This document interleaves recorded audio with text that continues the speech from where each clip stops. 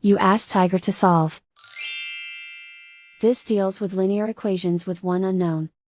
The final result is x equals -8. Let's solve it step by step. Simplify the expression. Simplify the arithmetic. Isolate the x. Divide both sides by -0.7. Cancel out the negatives. Simplify the arithmetic. Move the negative sign from the denominator to the numerator. Simplify the arithmetic. And so the final result is x equals -8.